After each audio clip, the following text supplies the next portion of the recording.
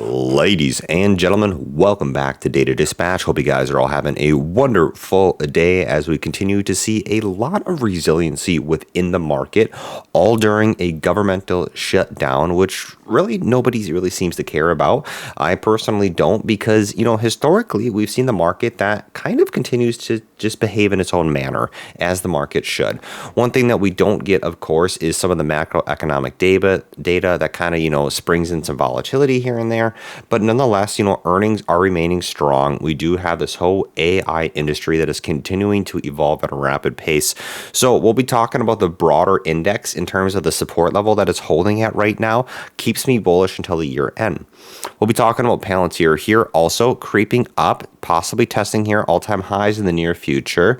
If it breaks through there, if the macroeconomic structure looks good like it currently does on the indices, that's where I still think personally that we could still see $200 being tested by the end of the year. On top of that, we'll be talking about BMNR, which we've been talking about a lot on the channel recently because we're actually seeing a slight pullback in crypto. What does this mean in terms of you have October, November, and December still ahead of us? We're still pretty early into October. Tom Lee has an interesting tweet here. We'll be talking about that.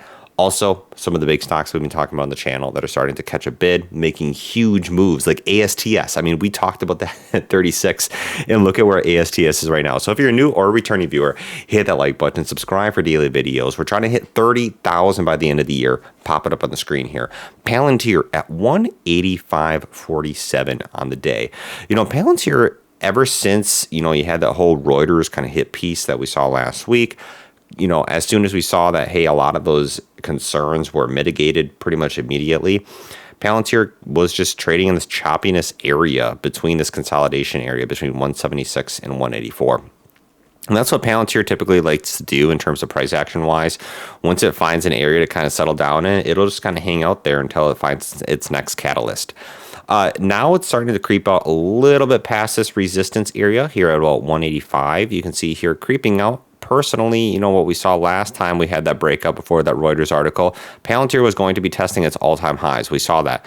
That is still now definitely on the table as we continue to see this push here at 189. Those are on the all-time highs. If it breaks out through there, that's where I think you could see a push to that $200 area. The one thing is we kind of have a cup and handle that is starting to be formed. In terms of the overnight session, Palantir, just a slight move in the green, up about 22 cents. In terms of a broader picture, that's mostly just consolidation, not any type of major moves in the overnight session. But nonetheless, right here, talking about here, Palantir haters are going to hate this chart. A cup and handle being formed at all-time highs. Yeah, I mean, the shorts are going to hate that. I've even seen some people on the YouTube channel saying, hey, thanks for this video. Palantir is my favorite short. Buy and, if you want to short Palantir, go ahead, be my guest. Personally, I will not be shorting Palantir because of historically how strong this stock has been, especially being integrated into the whole governmental and commercial segment within the whole, basically, American business and governmental sector. So I'm very bullish on Palantir going towards the year end. Let's talk about BMNR right here. BMNR down about $59 right now as we speak. Now this dropped down to about 56 intraday and caught a bid towards the end of the day and kind of had some consolidation here in the after hours. Right now at 59.08. No really specific news within BMNR specifically that caused it to see a little bit of a pullback here. Now, this stock can move relatively quickly. It's a very volatile stock, and that is because it is basically a leverage position on the cryptocurrency Ethereum.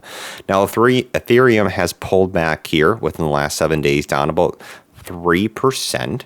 Ethereum was kind of testing the support zone here around this 4450 area and has pulled back down here to about this 43 zone. So right at 4300, we see a reversal. It's kind of being triggered here as we speak.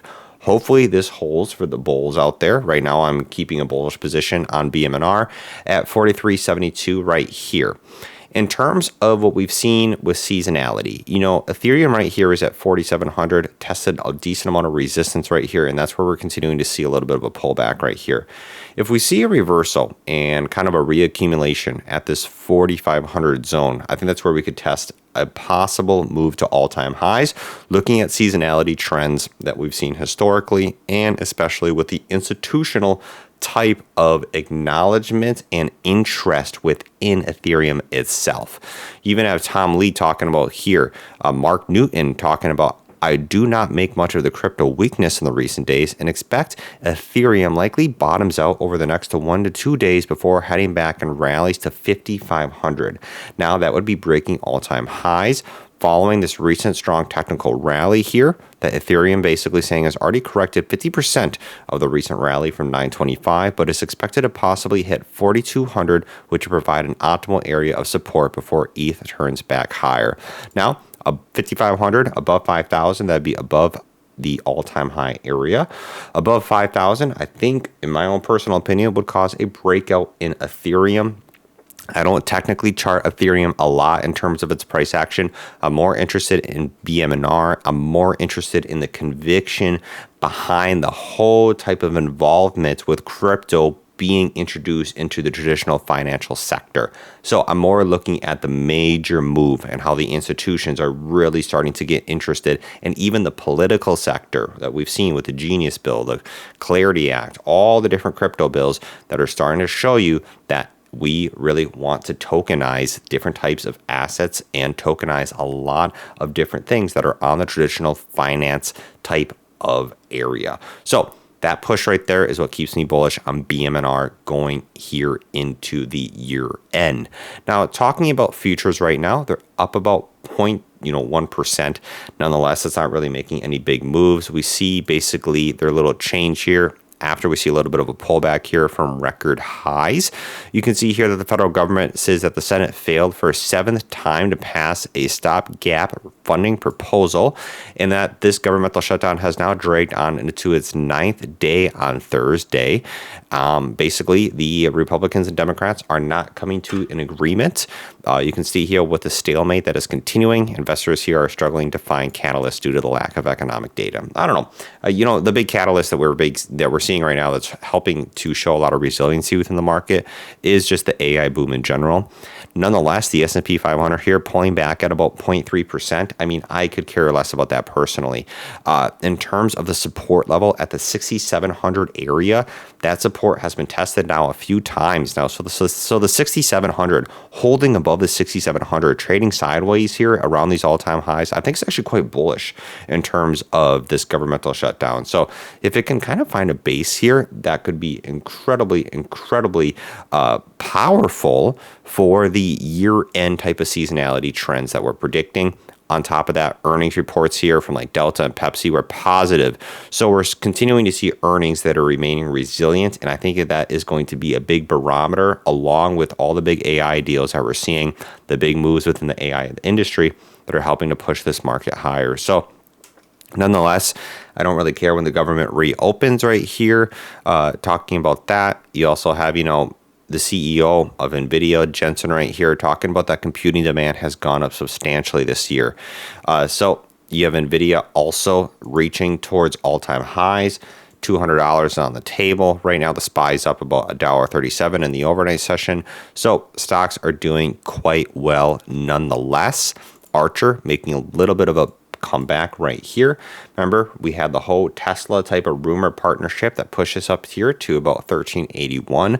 This is around the all-time highs for Archer, and this is a triple top area now for the stock. So I think if you get a push above that 1381 level, that is where you could see a possible breakout to more higher highs in terms of a price discovery type of mode.